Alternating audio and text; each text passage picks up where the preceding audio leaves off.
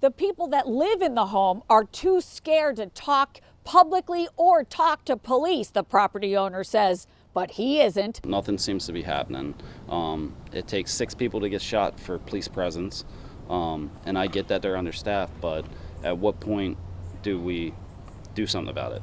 I mean, my answer is to cover my house with bulletproof glass and 3/4-inch plywood to protect people at this point? The people living here are afraid, property owner Josh Rolfe says, and he is really frustrated after a stray bullet from Sunday night's mass shooting went through a window across a room and into the wall. That window is the bedroom of a 12-year-old girl who luckily was not in the room at the time that the shooting happened. My main concern was the little girl that could have got shot. And is she scared? Or scared? She's petrified, absolutely petrified.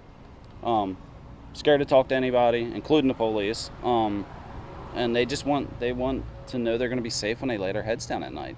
No different than any of us would want. He says the bullet that went through the girl's bedroom was one of many that ended up on his property along Hollands Ferry Road as a result of Sunday night's mass shooting. It played out along the sidewalk and the street here, and 6 young men were injured. Baltimore City police say all of the victims are expected to survive their injuries, but they will not be releasing the victims' identities. We have some good leads in it. We found the vehicle that we could have connected it to possibly another incident. There's a video, I don't know if we released it yet or not, of the individuals getting out of a car and just firing discriminately, and then the car fleeing the areas. No suspects in the mass shooting have been identified, police say, and no arrests have been made. They also say the motive remains to be determined, and they say detectives are still looking to discover additional evidence that will help identify the suspect or suspects and bring this case to a close.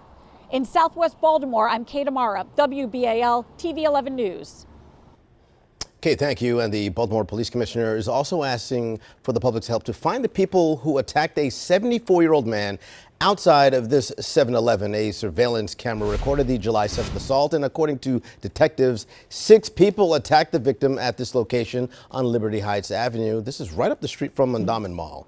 While speaking with TJ Smith on WBAL News Radio, Commissioner Worley said crimes like this are especially frustrating to him. Anytime you have something happen against an elderly person or a kid, it makes you even a little more angry. Yeah. And you try, if you can, you try a little harder. I don't know if our detectives try hard on every case. So, but you give a little extra. You got to get justice for that gentleman. Yeah. Because he's went out to get a Slurpee and becomes a crime victim.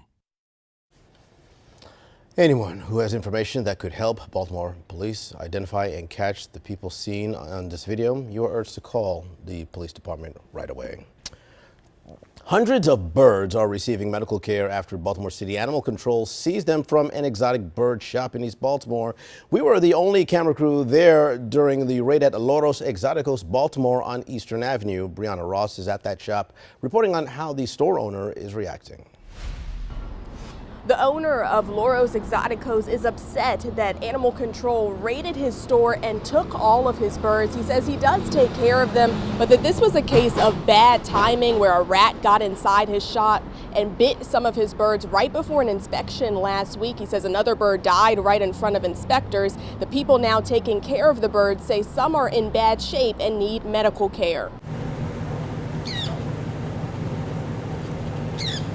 Crate after crate with birds chirping inside carried out of Loros Exoticos along Eastern Avenue Wednesday morning. Barks taking the birds in for care after Baltimore City Animal Control seized them from the store. In my time at Barks in the last 7 years, we have not had a case where we have had hundreds of birds come in. A spokesperson for Baltimore City Animal Control says someone called 311 to complain about the shop on Friday. When officers got to the shop, they noted unsanitary conditions and sick birds. They seized 320 birds from the shop Wednesday after first seizing 47 birds on Friday and taking them to Barks. A lot of them were very ill. They just weren't receiving the care that they needed, having respiratory problems, pulling out all of their feathers, dealing with different diseases, mites, lights, things like that. And they're expecting a similar situation with the latest batch of birds. Here's video of the birds arriving at Barks Wednesday afternoon.